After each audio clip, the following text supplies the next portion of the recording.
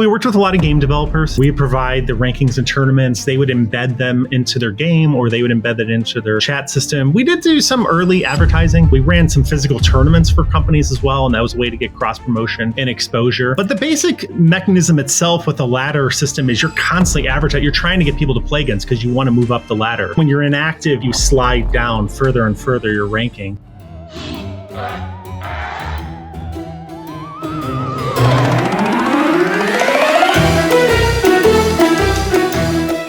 In this episode, we're celebrating Halloween, so I'm taking over as the Wizard of Sauce, and I'm going to be talking to Bill Macaitis, a go-to-market expert, currently sitting on the board of 6 Series A or above companies. His resume, impressive. Former advisor and CMO of Slack, former CMO of Zendesk, former SVP of Salesforce. We're going to be talking about number 1, the 3 pillars of marketing success for SaaS companies: PLG, ABM, and branding. Number 2, what does it really take to be a world-class brand like Slack, like Salesforce, like American Idol, and Rotten Tomatoes? All brands that Bill managed directly in senior leadership positions. We're also trying to figure out things like how much he got paid from the Slack deal, and names of companies he's currently advising. And every time he can't answer a question, I'm going to be taking a shot of hot sauce, and Bill is going to be taking a shot of something else. Stay tuned to find out what it is. But first, hope you enjoy this spooky Halloween special. Hello, Martians. Welcome back to another episode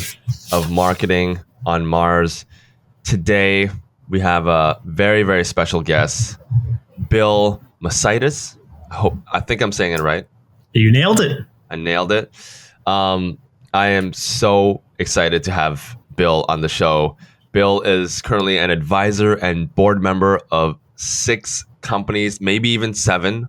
We're going to get into all the details, but some of the companies that he has been a board member / advisor of include BetterUp, Klaviyo, which just IPO'd, and also Slack, formerly with Slack. He's been at CMO positions at companies like Salesforce, Zendesk, Slack. Incredible resume. Bill, thank you so much for coming on the show. No worries. It's a pleasure, Simon. Thanks for having me. Yeah, no, this is super exciting. Bill recently built his own little studio. You can see that his video is about 1,000 million times better than my video right now. My understanding is this has been your passion project for the last little while.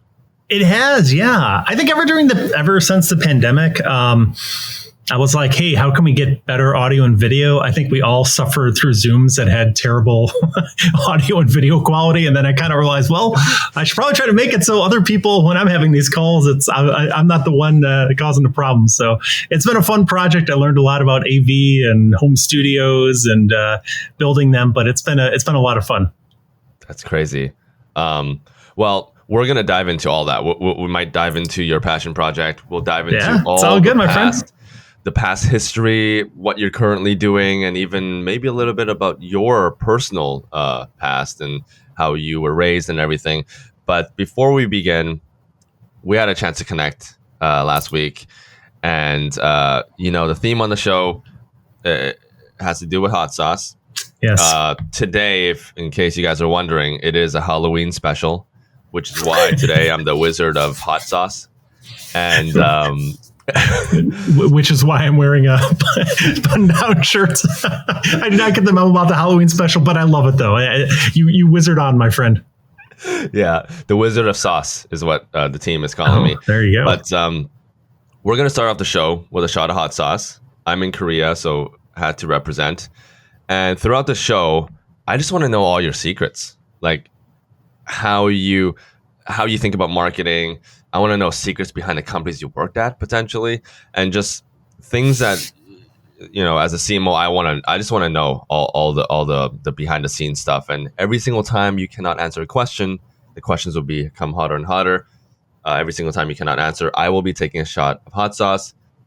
And you, Bill, are actually going to be doing something very new on the show for the Halloween special. You're going to be doing whiskey. Yes. what do you have for us today? What is your weapon of choice? So I like the High West brand. They're out of Utah. I'm going with the double rye today.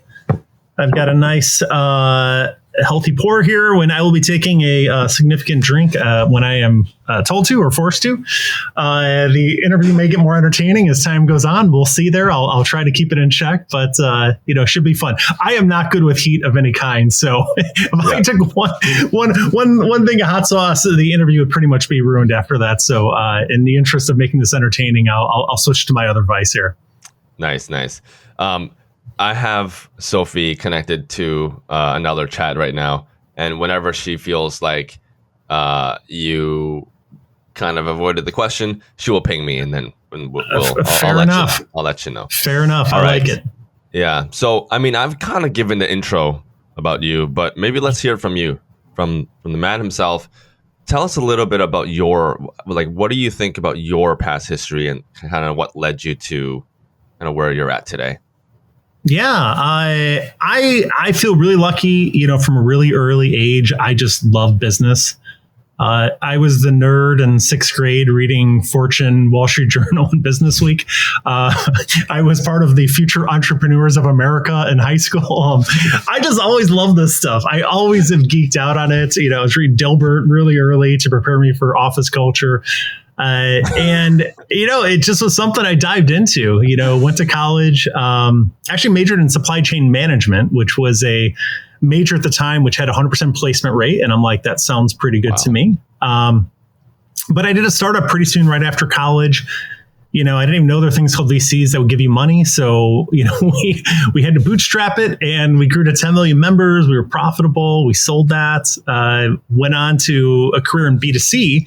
So I went to work for some really large media companies, IGN Entertainment, which at the time owned companies like Rotten Tomatoes and Ask Men, GameSpy, IGN for those that are in the gaming side. We got bought out by News Corp, and then I went to run a centralized online marketing function for all their properties. So I got to work with awesome brands like the Wall Street Journal and Fox Sports and American Idol and all these properties, just helping them, grow faster, become large, iconic brands. And then, I got a call from Salesforce, and this guy named Mark was looking to infuse some B2C DNA into the company. And at the time it was like, what the hell is SaaS? What is cloud? But, the more I heard it from Mark, I just believed like, hey, that was a fundamental shift in how people could buy and use enterprise software. When was this? When you spoke with Salesforce? Yeah, I have to go back, but I feel like it was around 2007, 2008, somewhere in there. Yeah, that's what it says on your LinkedIn. Just wanted to confirm. And it was just an incredible opportunity. Mark is a larger than life figure, incredible philanthropist, just a nice, super cool guy, and so fantastic having an opportunity to work for him. And then, moved on to Zendesk, went through their IPO, and then Slack, and eventually another IPO, and then finally just said, hey, how can I best use all this experience I have? And I said, hey, I want to be an advisor and a board member to other companies. That's something like when I was coming in, I really didn't have a lot of advisors, and I would have liked that. And so now it's really gratifying for me to work with other CEOs of startups, the marketing heads, and just to be like someone they can bounce ideas off, get advice, someone that's been in their shoes, someone who knows how fun and how hard it is. So that's kind of the 2-minute summary of where I'm at. That's amazing. Well, before we dive into anything further, let's do this. Okay. We'll start this off. Is this a joint here? Yeah, I guess. Yes, it is. All right. Fantastic. Let's do it. Cheers. Cheers, my friend.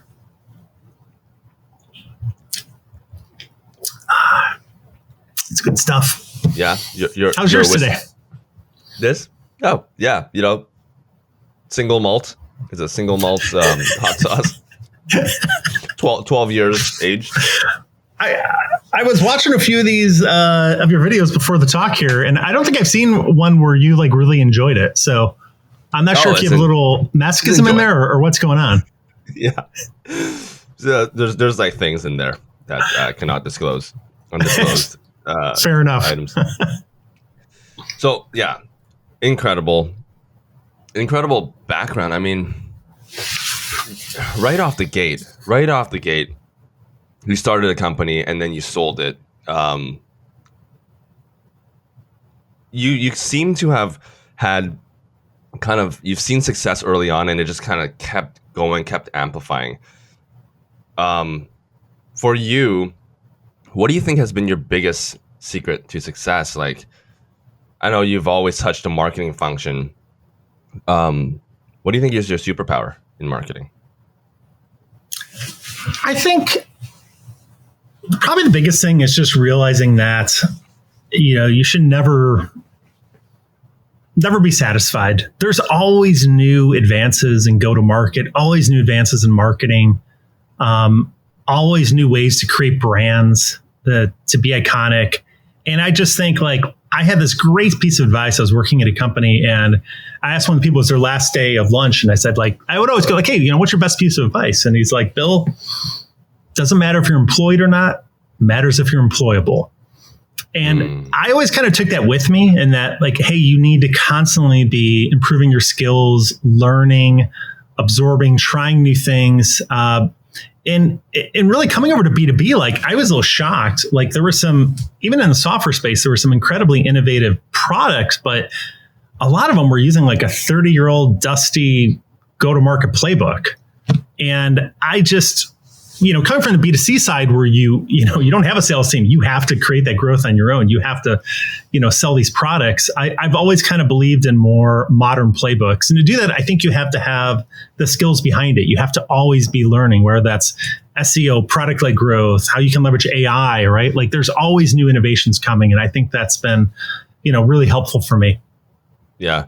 Well, your first, I don't know if you can recall, the first company you started way back when. I think that was 2000, close around 1995 to 2000. Yeah. That was the first one that you started. What was the playbook back then? Like, what did you do really well there? It was your first startup. It went from 0 to 10 million members, and then you were acquired. What was the playbook there at that time?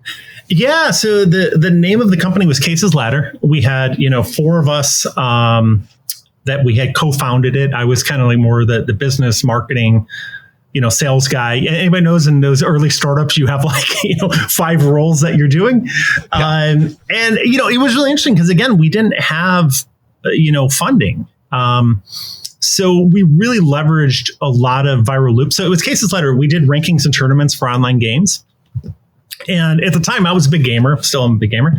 And, I was playing things like Command and Conquer and Doom. And, we were just scrappy. We were like, okay, let's get ad revenue. Let's get e-commerce revenue. Let's get subscription revenue. It was a very early freemium type product, right? So we had a free tier. We had a gold, a diamond, and another tier in there. And, and we had a lot of viral elements to it. So the way you would play is you would go into these different gaming servers, and people would ask like, hey, do you want to do a Cases Ladder match? And so by definition, one party was constantly advertising the service. And when the other party would be, oh yeah, I'm up for a match, right? And then they played and they have to manually report it.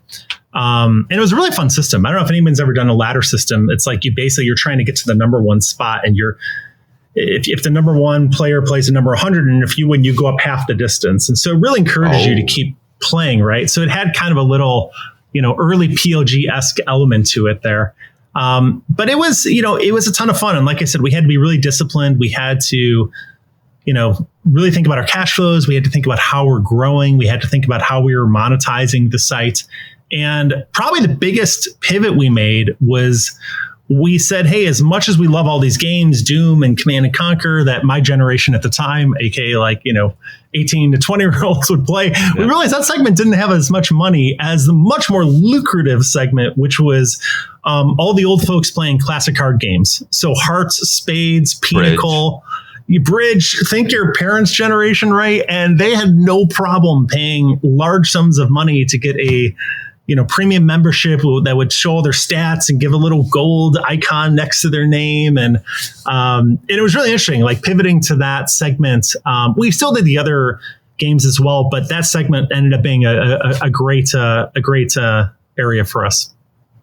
Yeah. And I mean, back then there was no performance marketing channel. There was no online ads and it was just such early stage. it must like, what was the number one channel? Like, yes, you had viral elements, but how did you So we worked with a lot of game developers. So there was a lot of partnerships, right? Where we would partner with them, where we provide the rankings and tournaments. They would embed them into their game, or they would embed it into their chat system. We did do some early advertising, right? Like we were part of a lot of ad networks as well. It was like DoubleClick back then. There were like 6 or 7, right? And you'd get as many as you can, so you could get, try to get a share of the revenue there. Yeah. We did a lot of more guerrilla marketing, where we go into these different, gaming platforms and really tries to expose the brand. We ran some physical tournaments for companies as well, and that was a way to get cross promotion and exposure.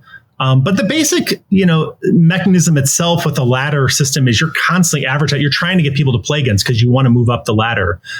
Basically, when you're inactive, you slide down further and further your ranking. So, it had a nice activity there. We did chat bots in these different chats. There were a lot of tactics back then, but I would say it was very scrappy. There was no $10 million budget that we had.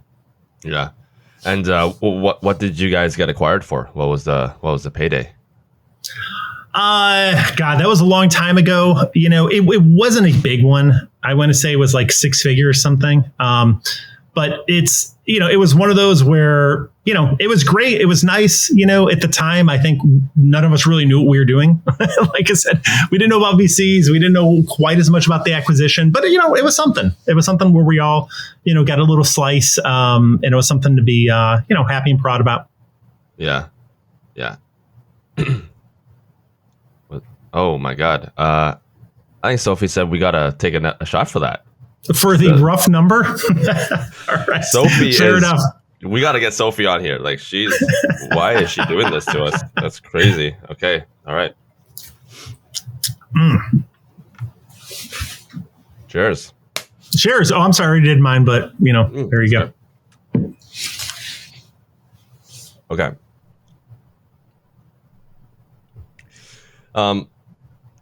So after that, you went on and you joined a couple of companies. IGN was one of them.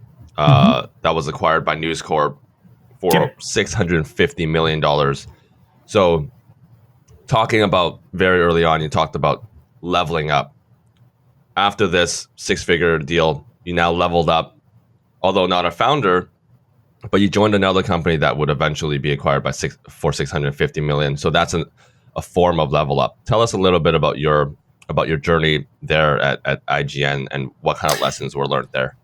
Yeah. So, around the time I had spent a lot of my energy creating online subscription programs. So almost like really early SaaS model, right? Where, you'd have some type of free plan, then you'd also have, paid tiers there. And IGN, was really looking for someone to help drive their online marketing, their general subscription revenue. And so that was an opportunity for me to come in, had an opportunity to work with Mark Jung, who was fantastic, great leader, great person, and, just really build these brands. And so we were kind of a roll up. So we started with IGN Entertainment, and then we started acquiring these other sites. And, for those in the media space, it's all about reach, right? You're working with all these companies and advertisers. And so the bigger the reach you have, the more powerful. And that was fun because, again, like I quickly went from moving from just one company and one site I was helping out with to, 6, 7, 8 different sites. And that was an awesome opportunity, right? Because as a marketer, you get to try different things out. And one of the big things I moved into there was SEO. That was pretty early on. 2000s. Yeah, early 2000s. Yeah, but we were creating so much content, and I knew how powerful that was, right? And it was one of those things, too, where we talked about earlier, like just learning and leveling up your skills. Like there was no college course for SEO. It was just like, all right, for 3 weeks, I just read every single forum I could. I read every piece of content. I learned about, black magic SEO and backlinks, domain authority, PageRank, how to get these links, how to create the content, how to optimize it. And I was lucky at the time because, like, hey, I was working for these amazing companies who were just churning out content, right? It wasn't optimized, but So having the ability to start getting all that stuff ranking very highly allowed us to just exponentially grow. And again, if you're in the media side, growth is amazing there. So that was something that was, I felt very lucky to be a part of. Yeah, that was crazy. 2000s, that was like early days. There wasn't even a lot of resources out there. A lot of times you guys were figuring it out as you go. Yeah. It was, Right. Again, I think like a lot of stuff in like marketing or even online marketing, right? Like there weren't textbooks there weren't college courses for, so you just had to be scrappy, right? And learn and look around and try different things and do whatever you could. But yeah, that was a super exciting time. I also love, it was just super fun working for a gaming company. Like we had like an 8-person LAN setup. So, at the end of the day, sometimes we'd go down and play Halo against each other, which was super fun, right? Having all your friends right next to you and playing these games. And so it was kind of a dream for, a kid that grew up playing games. Be working for a gaming company, was a lot of fun. What was your number one game around that time, the 2000s? The Counter-Strike was really big at that time as well. Halo. What was your number one game? It probably was Halo. We just spent so much time on the multiplayer there that, that was a ton of fun. Yeah. We'll maybe we'll do a little quiz later about your favorite games. But there's the 2 questions came up from what you just talked about with regards to SEO. Number one, I wanted to ask what your thoughts are now with SEO and with the integration of AI. Now, do you think that the AI is going to jeopardize SEO? Obviously, it's a lot harder now to rank than before, but I want to hear your thoughts on SEO today versus 20 years ago. Very different. And then second, AI is kind of like a very, very new thing. So kind of like what you were saying, you got to just figure it out and you got to be scrappy. I want to also know about your thoughts on AI and how you're approaching AI. So maybe we'll start with SEO first. Yeah. So, I mean, I've been doing SEO so long that I don't remember a time where there weren't companies or people trying to game the system, right? Like there never was like this pure place where only good content ranked, and people have always been trying to game the system through, backlinks or PageRank or just, spammy sites that content farms, right there. That's always been a part. And I think AI is just another, difficult vector that the search engines will have to deal with, right? Because you can create unlimited content right now. Now, I think that, in their defense, they've long moved away from just purely looking at on-page optimization, right? It's not just you can write the most amazing. You can have ChatGPT write you a page on zebras tomorrow, and it doesn't mean it's going to rank number one. It's a lot of times it's about the authority of the people linking to you, the credentials. They're looking at looking at 1,000 different signals. So I feel like they are, as always, what they're trying to do is just rank content that's helpful. And it was funny, the longer I went and worked at these different companies, and we always usually had an SEO play, I moved much more away from like technical architecture of SEO to just like, hey, just create like great content that people, because if you get great content, people like it, they'll link to it, all the signals tend to percolate and have that content rank up. But AI is definitely, it's a big threat right now, I think, for, just because the volume of content that can be put out. And so, I think the rankings are going to go a lot of adjustments, and not just on-page content, but video content, audio content. Again, AI, there's so many tools out there that let you create this stuff on the fly and pretty easily. Yeah. There are sites that are coming up right now that just pump out thousands and thousands of articles using AI very quickly, and then overnight is gonna just jumps to page one or gets hundreds of thousands of views. And there's also a lot of backlink farming that Google has always been trying to fight. Yeah. There's also like third-party cookie deprecation. There's a lot of things going on with Google. What do you think about the future of Google? Nowadays, when I talk to some of my friends, when they want to have a question, they just say, "Oh, let me chat GPT it." Yeah. They don't say, "Let me Google it" anymore. Do you think there will be a future where AI will take over and we will no longer use Google, or you think Google still has to be a number one source of truth for us? I definitely think the trend is moving towards people asking a question and getting an answer, right? And I think in a way, like that's always what people have wanted, kind of the relationship with Google has always been they're kind of this intermediary that, you click on a link that then takes you to the answer. But, in a lot of ways for some of their own products, which I think they've gotten in trouble with, they would, insert their answers or just, oh, you're looking for this flight. Well, let me show you the Google flight version, right? And yes. I think in a lot of ways, ChatGPT is just, a different way that just gets you that answer directly. So yeah, I think Google is probably very scared, about like what that means. They're obviously spending a lot of their own time with Bard and other, products to have people go there directly. But, Google is a pretty big engine, though. I use a lot of their products, whether, Gmail, Google Docs, photo. There's just a lot of stuff that they help out with, calendars. And it'll be interesting, right? I think like AI, every company is thinking about that. Like, hey, am I going to get disrupted? Do we bring AI? Is it just a chat service? Are we doing our own LLMs? Are we, trying to do something unique and different? Every board for every tech company in the Valley right now is talking about that, right? Like, how do we think AI is going to impact our space? Good segue. I was just going to ask you about AI. And what are your thoughts? You were there when the internet was kind of just like a baby in infancy and watching it grow. Yeah. And then SEO, you were there when PPC started. AI started. I mean, AI has been around for a while, but really started to pick up kind of global reach in the last, call it 8 or 10 months. What are your thoughts on AI? Where's AI going? First, I feel really old, and I probably am very old, hearing all those stages of the internet. I'm really torn because, like, I am. We're talking about the business. I am such a capitalist, right? And I do think that if you look back in history, there's always these disruptive technological changes that come about.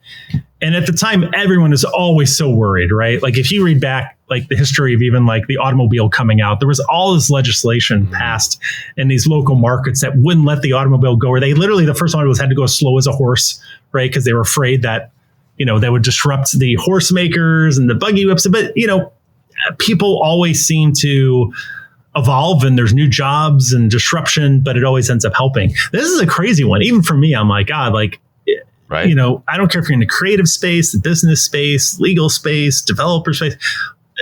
AI tools are coming out that are so incredibly cheap, do such an incredible job on the quality that it's going to be really interesting, right?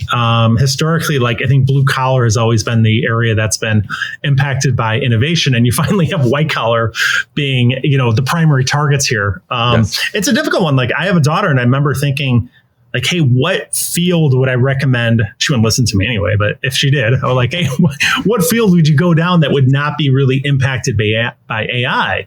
And, she's more in the creative space, but I'm like, wow, that's a tough one because, I've been playing with Dolly and a bunch of the other ones, generative fill. There's so much incredible stuff you can do there. I don't know. I don't have the answer. I don't think a lot of people have the answer there.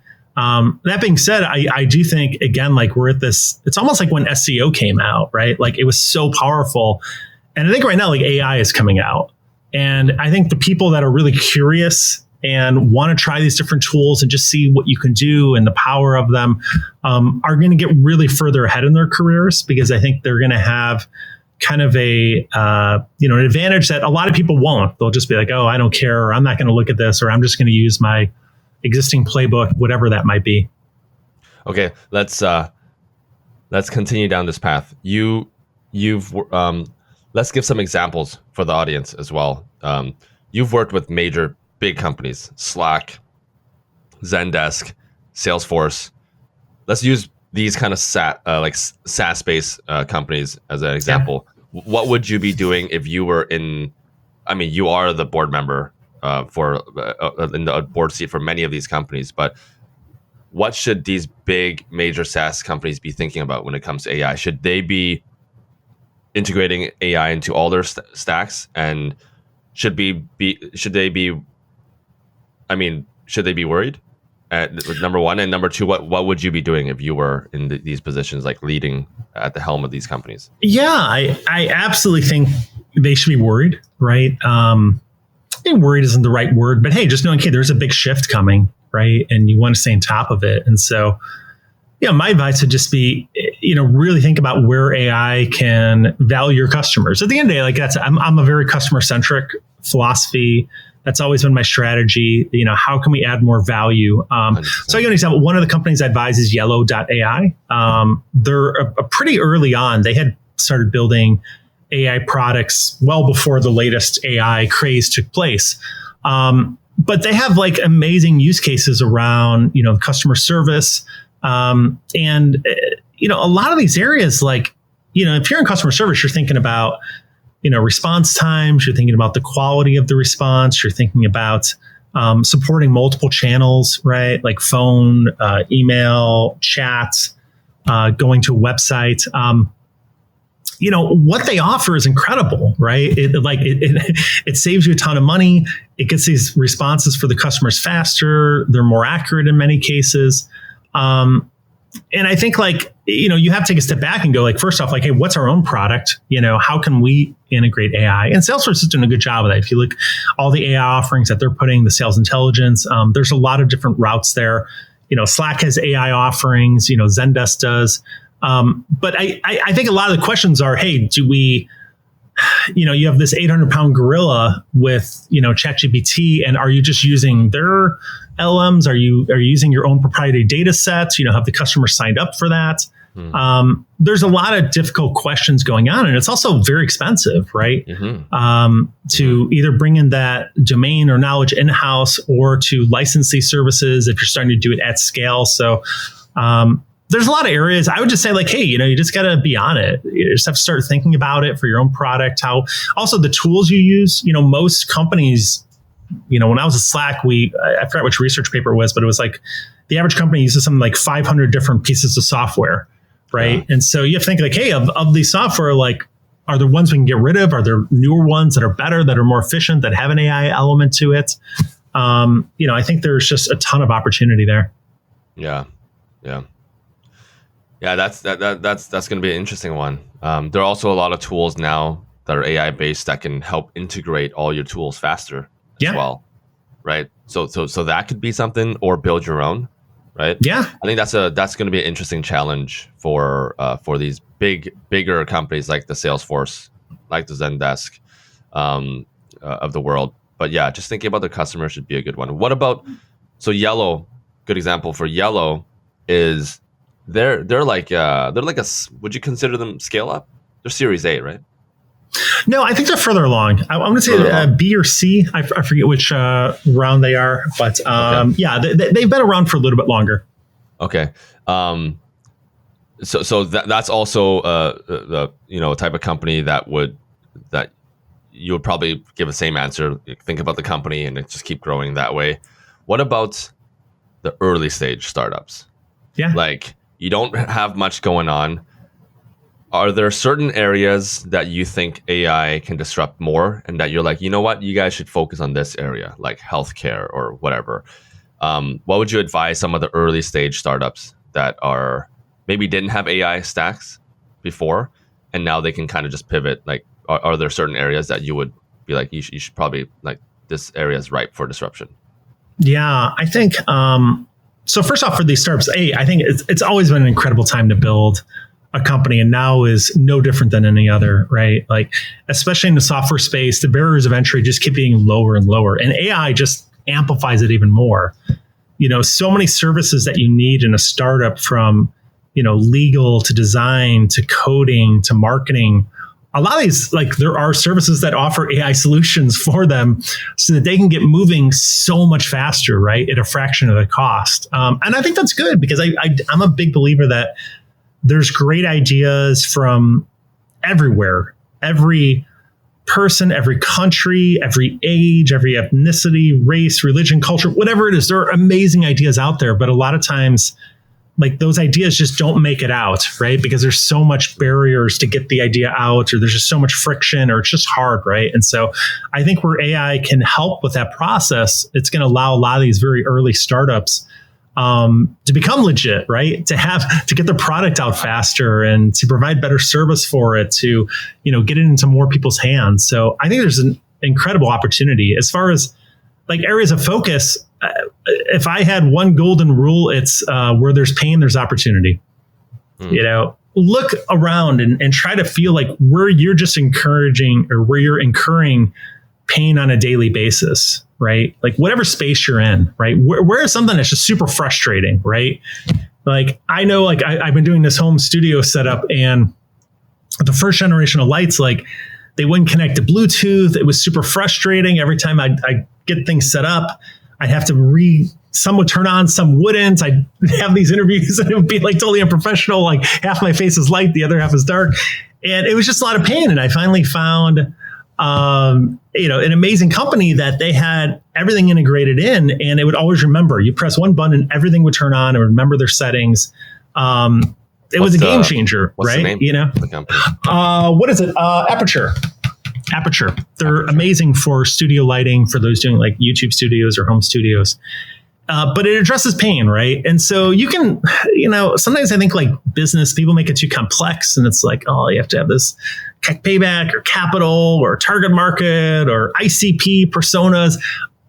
I think some of the most successful people are just, they find something that is really frustrating for them personally, and they make it better. Think of Zoom, Eric, right? Like he spent so much of his time just thinking like, hey, how can we just make a video meeting better?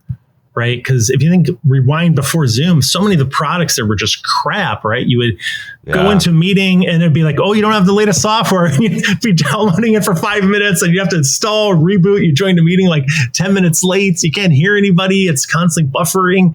That was just pain, right? Or, I'm old enough, as we've discussed, where I used to take, taxis. And I remember trying to get to the airport, and I would call a taxi service, like, can you send a taxi? Like, oh, we'll try. I'm like, okay, I call another one, like, hey, I really need a taxi. I have to catch my flight. Like, maybe we'll get, so I'm waiting. Like, I'm just hoping one shows up, and they did show up. I didn't know what route they're taking. I didn't know if they would take my credit card. It was stinking in there. It was like not a pleasant experience. It was a lot of pain, right?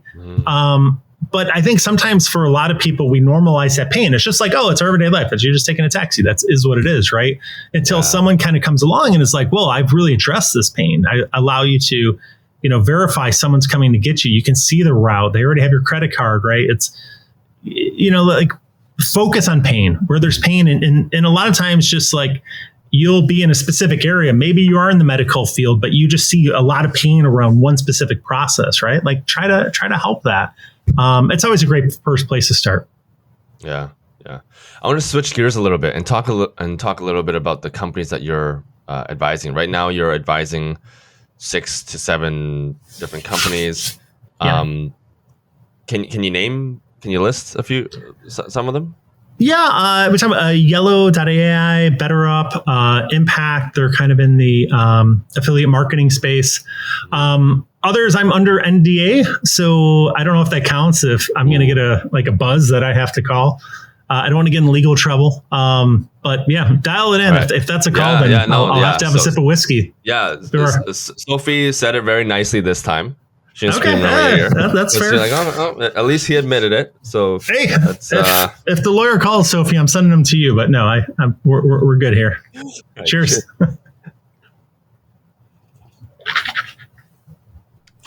Now, what size companies do you typically? So Yellow, I did some brief research. They're like Series A or B. 7, 6, 8 figures in revenue kind of thing. What is there a certain size you like to advise? You like to advise early on, middle, later on? Yeah, generally get involved in Series A, Series B.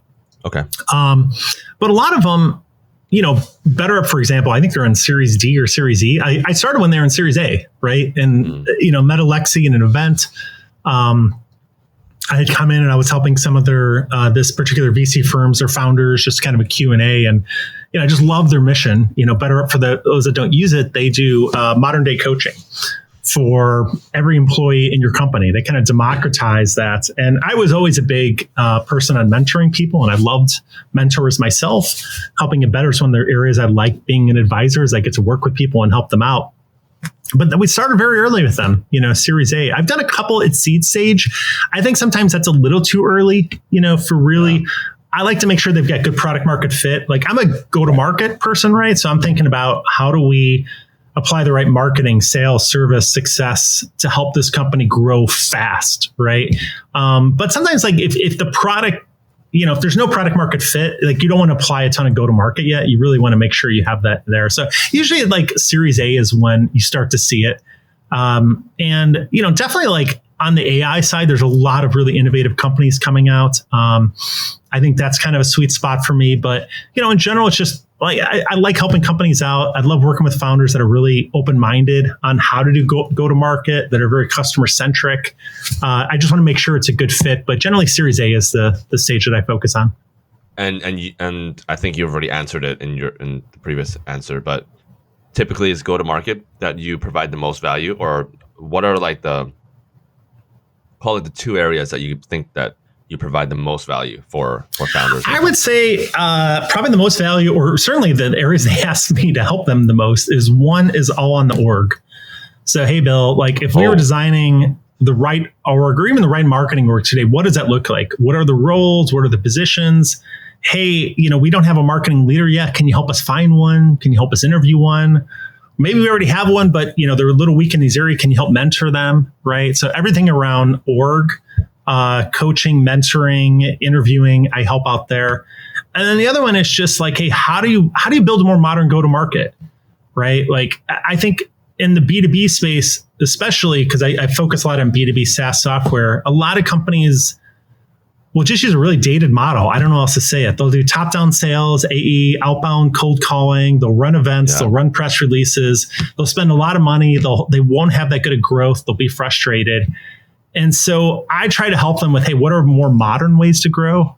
So everything from, product-led growth, freemium models, high velocity, advanced ABM strategies, targeting the enterprise, areas that have much better capital efficiency. I think now that's definitely in vogue again, which I think is a really healthy thing, right? We're not just growing at no cost, but we're thinking about how do we grow more efficiently? How to build brands, how to build iconic, unique brands. What's the right visual identity? What's the tone and voice? How do you separate from, like, I was talking to a company in the BI space, and it's like, there's 20 BI providers, right? Like, how do you look different than everyone else, right? And not just your website, but how do you look different in the product, right? Like, you've got an awesome thing, marketing on Mars. You're doing Tabasco shots. You're wearing a freaking wizard outfit. You look very different than a lot of the other podcast hosts I've talked to. And that's a good thing, I would argue, right? You are differentiated, but you think a lot of the software companies, especially enterprise software companies, they feel so worried about having any type of personality, right? Where all they do is they talk in acronyms, they talk bland, the product is always a white background, tiny black text. It's like you're in this sterile lab environment. There's just no personality whatsoever. So I think just in general, like, all those areas are ones that I try to infuse and really level them up, right? So they can grow faster and more efficiently.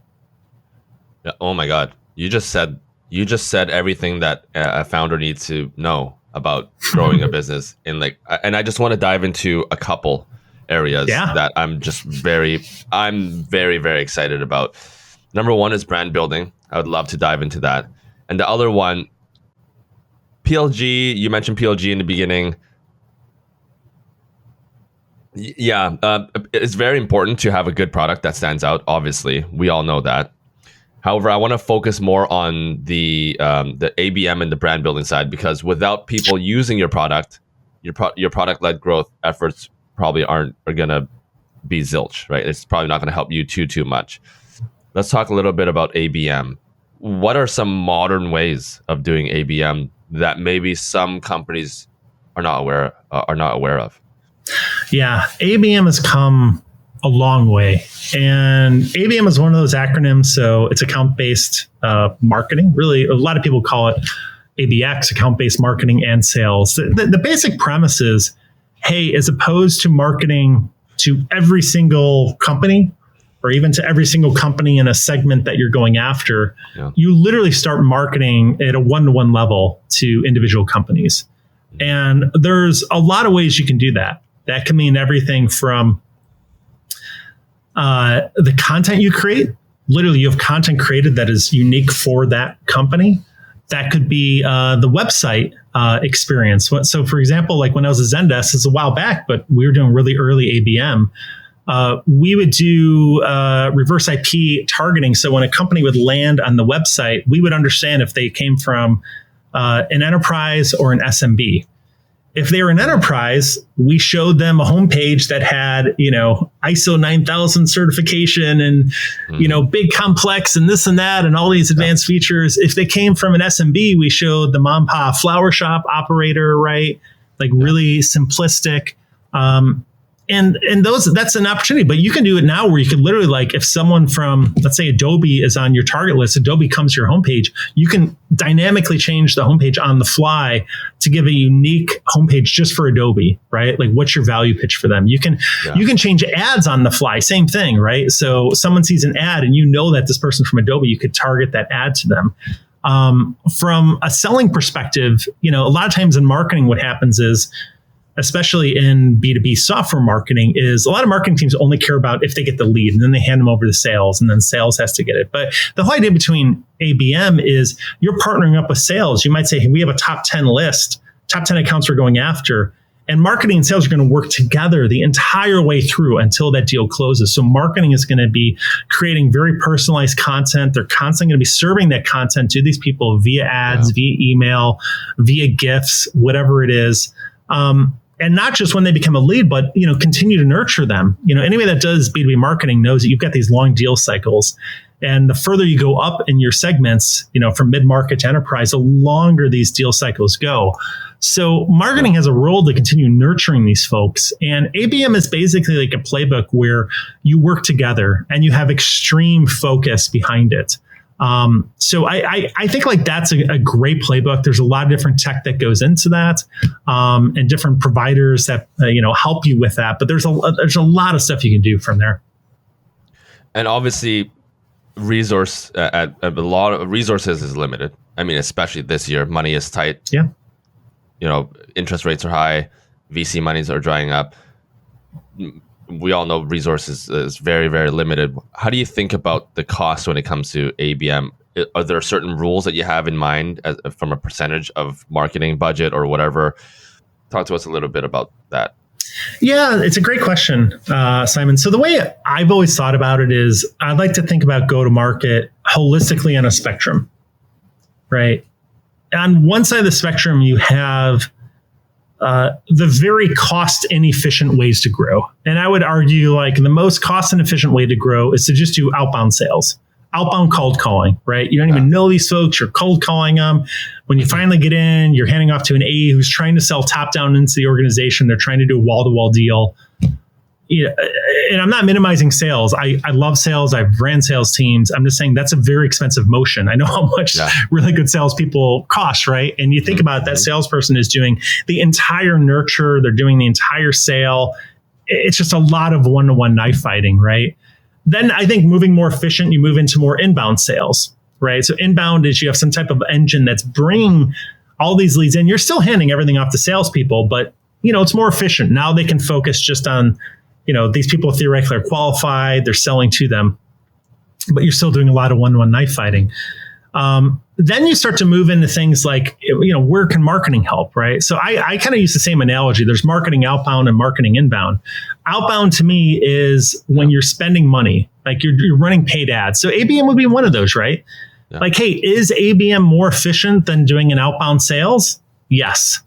Do you still have to pay dollars for it? Yes. Right? Do I want when I advise a company? I remember one company I advised, something like 90% of their leads came from their ads.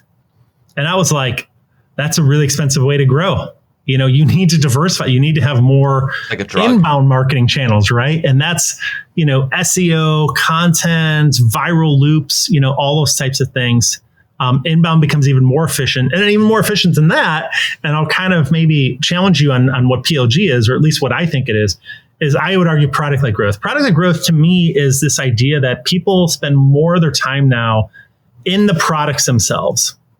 Not spending as much time on the website. They're just instantly going to these sites. Oh, there's a free option. I'm going to get in there. I'm just going to start using it, right? So how do you infuse your marketing into the product, your sales into the product, your brand into the product? To do that, you have to have holistically different parameters. So sales might be high velocity. Maybe you just let people buy directly within the product. Slack, we allow that. You could just go in. If you want to upgrade to a paid plan, great. Here's your credit card, done, right? How do you infuse your marketing into the product? I worked really hard, both Zendesk and Slack, to do in-product education or messaging, right? So marketing would have a channel to communicate with these users. How do you incorporate your support into the product? Well, maybe you have live chat within the product itself, right? You don't have to go to a website to get and fill out a form to get support. It's like the support is literally right there. Yeah.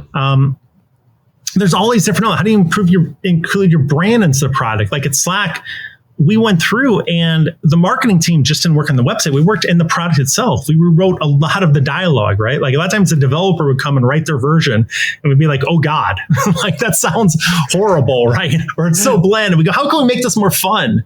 Like if you ever read the Slack release notes, they're really fun. They're, it's a different type of experience. So, but product-led growth also means things like pricing and packaging. You start to have things like freemium, that is in itself kind of a viral play, right? You get a lot more people using the product, talking about the product, right? That's a more efficient way to grow. So when you ask me like, how much would I spend on ABM? Like, yeah, I've always said like, hey, you want to invest most heavily on the organic, the inbound, the PLG. Yeah. But those aren't always going to go where you want them to go, right? No. And sometimes you're like, we want to go in this specific segment. We want this specific, customer to come to us, right? So that's where like I think ABM or paid advertising in general can really zero in on those companies. It's a little more expensive, still cheaper than someone like the outbound sales out there, but effective. And so I think it's got to be a blend of both to get you to that overall fast growth. And I think the right answer, the exact percentage is probably you're just never going to know. Every single company as you grow, maybe you start off 70% ABM, 30% PLG. Yeah. But over time, the product becomes more important, and then PLG becomes more important. Yeah. Right. And so you just have to find whatever works for you and find that blend. Right. I think and even to double click on that, I would say be really careful too, because the thing with marketing is there's like 50 tactics you can use. You can do podcasts, you can do billboards, you can do freemium, you can do this. There's unlimited amounts. And what I found is a lot of marketing teams will try to do too many. They'll be doing 40 things. They only have like 5 people on the team. And it's like, the peanut butter that's spread over too much bread. It's just, it's too hard, right? So pick 2 or 3 things, get really good at them, and go from there. The last piece, and then we'll move on to the final part of the segment of the show.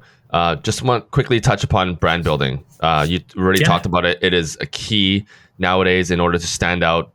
I think we were talking about how many thousands or even millions of SaaS companies there are. How do you stand out amongst all these millions of different companies? What has been your key in brand building? Like when you work with all these big brands, Slack, Zendesk, Salesforce, what do you think has been like, I know it's hard to say one thing, but like, what is that one thing that these brands do that all other brands just don't do right? So first, I would say, and I was really fortunate, like when we were talking about my background, I spent a lot of time on the consumer side, right? We're creating fun, vibrant brands. We're just the status quo. Like you had to, right? If you wanted to stand out, you had to do that, right? And so I think one of the easiest things if you're a B2B brand is just recognize that. Like say, hey, it's okay if we have a brand. It's okay if we have a vibrant visual palette. It's okay if we talk a little bit differently how everyone else talks in our space, right? It's okay to have fun. A lot of companies, and I have this debate a lot with different enterprise companies I support are like, oh, we can't do that. Can't do that. We can't put a color on this page. It has to be gray, right? Like, that's what we do. And it's just like, you look exactly like everyone else, right? The VCs are very good where anyone has, even if you're a company and you're having a lot of success and you don't think you have competitors, a VC will see that this space is growing. It's a big TAM. You will have 5 other competitors coming from underneath you, right? They will get funded. And so you really have to think about how you can be unique and different. And this is bonus, great news. You don't need a $20 million budget for this. No. Like I said, like if you're in the software space, I don't care which space you're in, but put some fun, unique editorial tone and voice, right? Like in the welcome message or in the product itself, have a different color palette. Choose a mascot, soften the brand a little bit. I think like none of these require like massive budgets for, but it's just something that you have to take a little bit of a leap of faith. Now, again, for me coming from consumer, I'm like, of course, this isn't, at the end of the day, we're all people, right? Yeah. We all love brands and we all have our favorite brands. This is like just what you do. But I think a lot of people that have only known B2B are very risk averse to that. And I would argue that's really hurting them in the end. 100%. I love that. Okay. I mean, honestly, we can talk for hours. It's been so much fun. Do you have a few more minutes? Yeah, sure. I wanted to try this is a new segment, and I've already told you this already. I'm gonna tell you a few jokes, kind of marketing related jokes. Just talking about brand building for me is all about fun. I believe there's so many podcasts out there. The secret to growth is just not just education, which we've had a lot of thanks to you today, but also let's keep things a little bit light as well. Fun. All right, I got 3 jokes for you. If you can successfully not laugh for all 3, I'll take a shot. If you laugh at even just one, you'll take a shot. Fair enough. Okay, I laugh pretty easily, so that's all right. I'm ready for a little sip of whiskey here. All right. Okay. Now, did you write these yourself or did you use an AI tool? No, I've like just kind of. I think next time you should use ChatGPT. Get some good, funny jokes in there. ChatGPT is not funny. ChatGPT is a lot of things, but not really funny. All right, let me try this one. Okay. So I told my girlfriend that your boyfriend is like fine wine. We get better with age. So the next day she locked me in the cellar.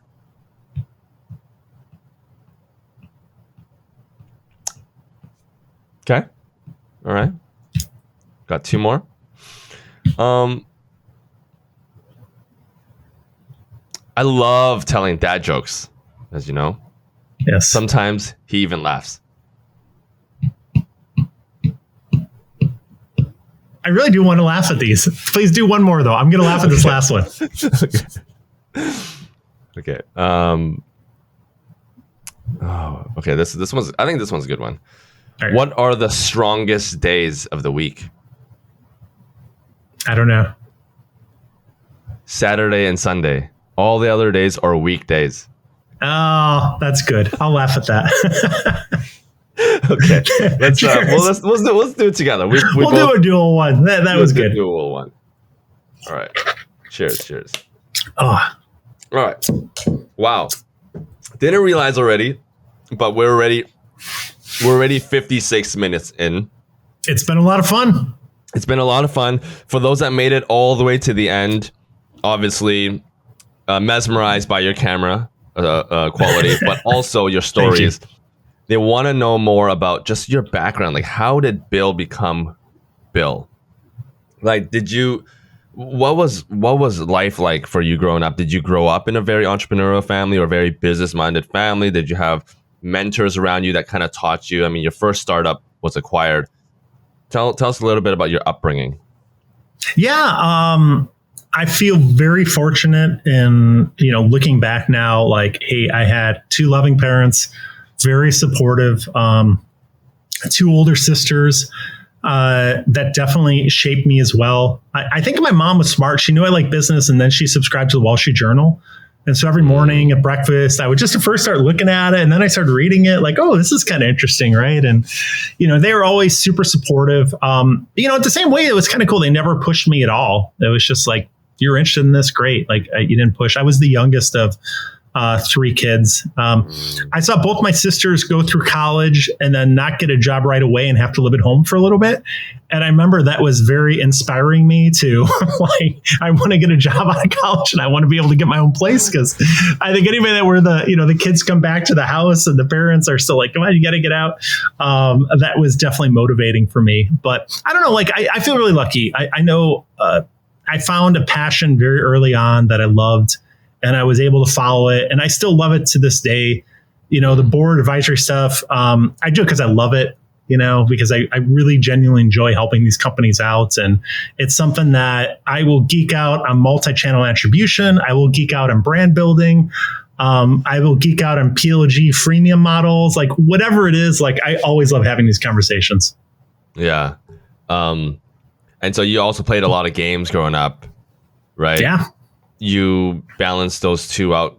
Was it just basically reading business books and gaming? Was that probably took a significant amount of my time.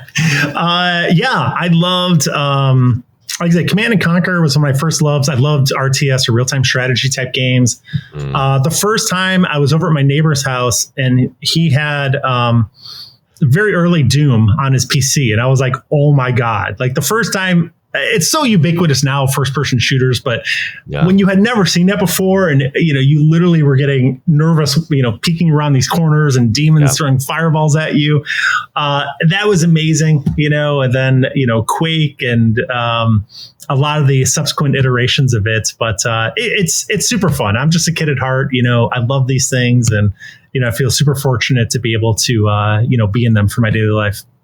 Who were some of your early mentors that kind of guided you along the way for your first business? Definitely my parents. My mom was just incredibly gritty, savvy, penny pincher.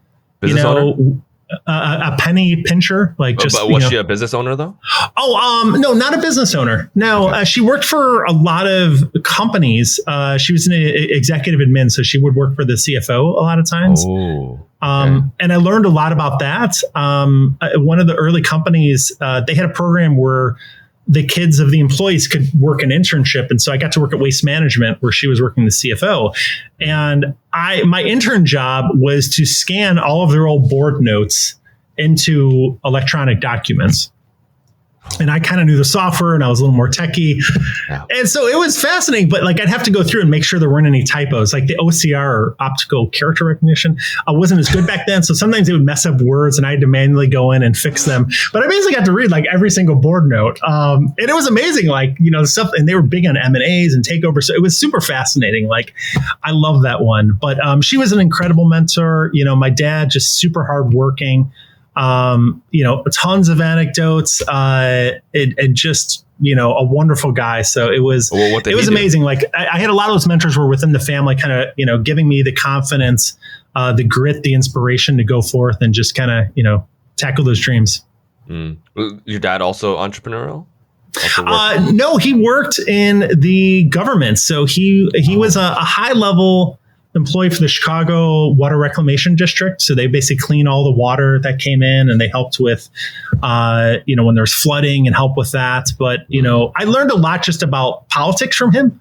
I think government is, there's always politics going on, and not in a bad way. He was very altruistic and was always trying to do his best. But, you would just learn, right? Like, I remember he told me a great piece of advice. He's like, sometimes, stuff would go wrong when they're building these projects, and be part of these big meetings, and everyone, all of a sudden something's wrong. Bill, what went wrong? His name was also Bill, right? And he said, hey, if something ever happens to you, here's what you do. You go first, you admit it. You go, hey, here's what went wrong. Here's how we're fixing it so it never happens again. Do you have any questions? Right? Just those 3 things. And I always remember that, because we always run into these situations, right, where someone messes up, or maybe you mess up. And if you can kind of remember that template, it helps. And so it's weird, because now I almost expect it if someone else happened. Like, all right, you admitted what happened, but how are you working to make sure this doesn't happen again, right? Anyways, he just have tons of advice like that. And, you know, it was something great growing up. I always loved hearing stories from him and just advice on, you know, his travels as he kind of went through the corporate ladder, but more on the corporate side. Yeah. On the government. Sorry. Excuse me. Final question, and then we'll wrap up. This has been a fantastic conversation. We'll definitely have to do round 2 at some point. Recently read somewhere, obviously we've had a fantastic 20 plus years in the tech industry, record level highs for the stock market, and just a lot of growth. But we're feeling a little bit of signs of recession. And also increased interest rates and everything. There was a study done recently that something like 50 or 60% of CEOs believe that there will be a recession in the next 5 years. You're very closely connected with the scene, and you talk to a lot of C-suites. What are your thoughts, without getting too political, just overall thoughts on how the tech industry and just overall markets are you worried, optimistic? What are your thoughts? Yeah, I try to follow this stuff pretty closely. You know, really it all comes back to inflation. As long as there is inflation, you know, the Fed, at least in our country, the US Fed, but this applies to a lot of other countries as well. Yeah. As long as there's inflation, the Fed will continue to raise interest rates until they stamp out inflation. Getting it back to like 2%, at least in the US, that's what it was. Mm-hmm. When you raise interest rates, it hurts everyone. It hurts consumers because now when they go to try to get a car loan, it's much higher. Or maybe they can't buy the house they've always wanted to go into because the mortgage rates are higher. It hurts businesses because capital is no longer there. It's not as easy to get your next Series B or your next Series C. Yep. And basically, like, you know, in a lot of cases, the only way to tame down inflation is to cause a recession. To raise interest rates high enough to there's a recession to where people get really like, we're pulling back. We're super careful about what we're spending. Mm-hmm. And so that's hard, right? So at least in the US, the Fed, you know, they call it the soft landing. They're trying to get it to where they bring down inflation and not cause a recession. Inflation is still there. I think it's around 3 or 4%. They're trying to get it down to 2%. So a lot of people think they'll be forced to keep raising interest rates until it, by definition, causes a recession.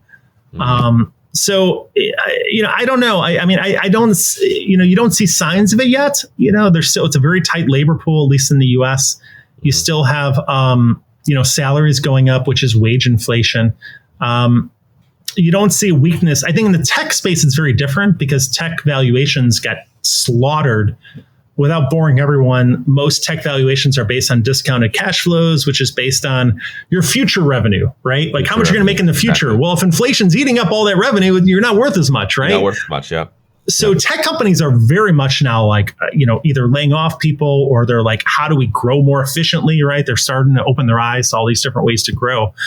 But that's kind of a unique market, though. If you look at like kind of mainstream USA, you know, and I would argue some of the globe, it's still going pretty strong. So I don't know. We'll see. But, you know, if you're ever wondering what causes recessions, a lot of times it is inflation and the Federal Reserve of these different governments raising their interest rates. And that causes it. That kind of kicks a lot of these countries' economies into recession. Yeah, I mean, it's pretty scary. But LinkedIn just cut out. I think 3 or 5% of their labor force, and LinkedIn obviously is one of the biggest job boards. There's just some signs. I will say, so what a lot of people miss, and I'm not saying this to you, but what a lot of people miss with the tech layoffs is that in 2021, they hired like 30% more people. Massive. Yeah, because they were like, oh my God, everybody's going online. We're growing so fast. And so now it's like, I don't know, like when you hire 30% more people and then 2 years later you lay off 10%, are you really doing like big layoffs? Are you just taking some of the previous amount? I don't know. It's difficult, right? But yeah, there's definitely tech companies are very cost conscious right now. Yeah. So it sounds like you're pretty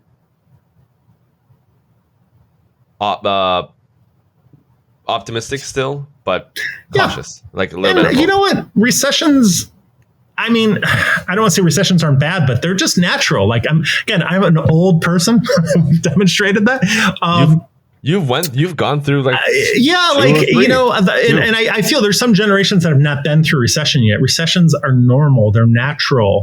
They're the ebb and growth of just natural economies. And you get distorted markets when you go too long without having one, right? Yeah. So I don't want to minimize that it has a real impact on people and with jobs and security, and that's very hard, and it is you get nervous. But I would just say from like a historical standpoint, it is totally normal to have recessions.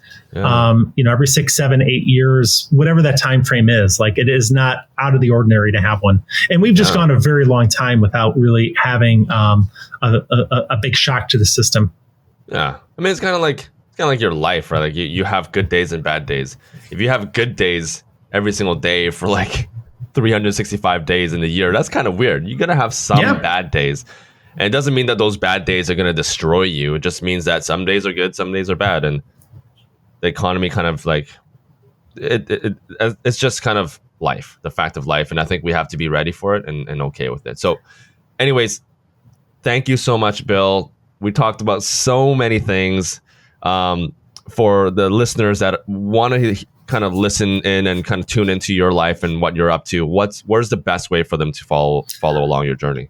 I'm on most of the social channels, SaaS CMO Pro.